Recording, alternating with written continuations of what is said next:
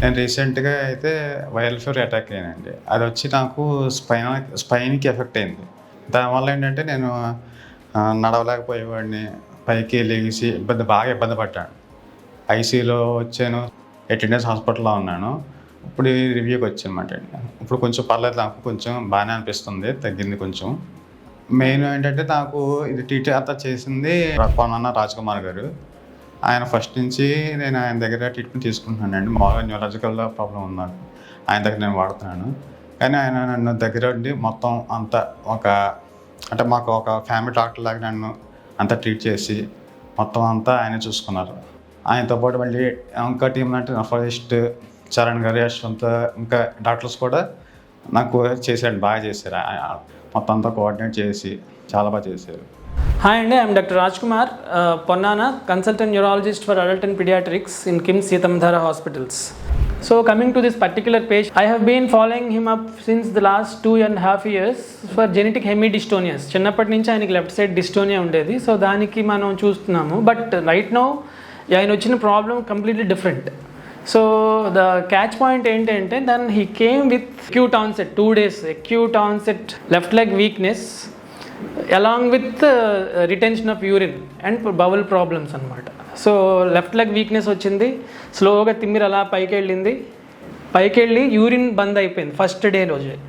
ఆ తర్వాత మోషన్ కూడా ఇబ్బంది అవుతుంది. దెన్ అలా వీక్నెస్ సెకండ్ డేకి రైట్ లెగ్ కూడా వచ్చింది. సో యూరిన్, మోషన్, వీక్నెస్ రెండు ఒకేసారి వస్తున్నాయి అనుకుంటే అదే రోజు ఆయన నా దగ్గరికి వచ్చేపాటికి నేను ప్రాపర్గా క్లినికల్ ఎగ్జామినేషన్ చేసిన తర్వాత బ్యాక్ దగ్గర అసలు సెన్సేషన్ లేదు, తగ్గిపోయింది. So right in front first day we know that వెన్నుపూసలో ఏదో ప్రాబ్లం ఉందన్న విషయం మాకు ఖచ్చితంగా నిర్ధారణ అయింది.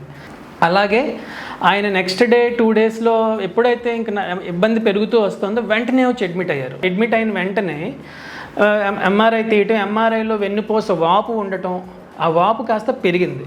సో యాజ్ ఎక్స్పెక్టెడ్ స్టార్టింగ్లో కనుగొన్న due to small kind of this thing ఇంటికి వెళ్ళటం రావటం లేట్ అయింది, అది పెరిగినప్పటికి కూడా నడుచుకుంటూ వచ్చారు. ఇక్కడికి వచ్చాక 2 కాళ్ళు వీక్నెస్ పెరిగిపోయి ఇంకా ఆయన కదలలేకపోయారు.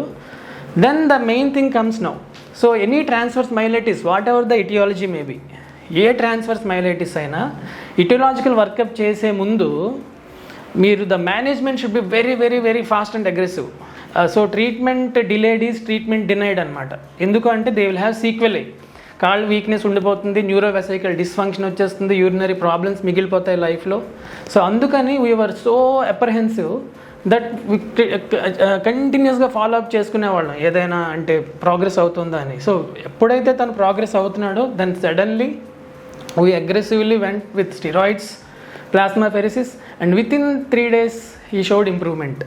ఆ ఇంప్రూవ్మెంట్ ఒకసారి స్టార్ట్ అయిన తర్వాత మిగతా కాంప్లికేషన్స్ రాకుండా మన ఐసీయూ స్టాఫ్ ఫ్యాంటాస్టిక్గా ఎప్పుడైతే చూసుకున్నారో then he started recovery and within 2 days he came to ward, then everything, then physiotherapy, and after 15 days of adequate rest and rehabilitation now he is going to office.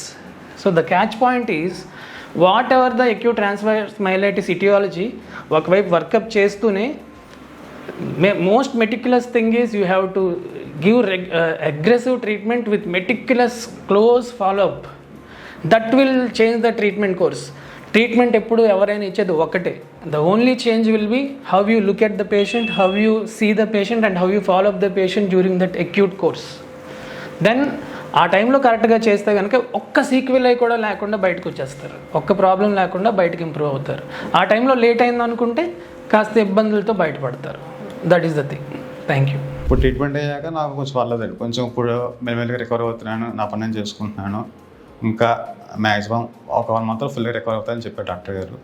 చివరిగా చెప్పాలంటే doctor T Rajkumar గారికి, అలాగే కిమ్స్ సీతమ్మధార మొత్తం staff సిబ్బంది అందరికీ కూడా నా యొక్క హృదయపూర్వక ధన్యవాదాలు చెప్తున్నాను.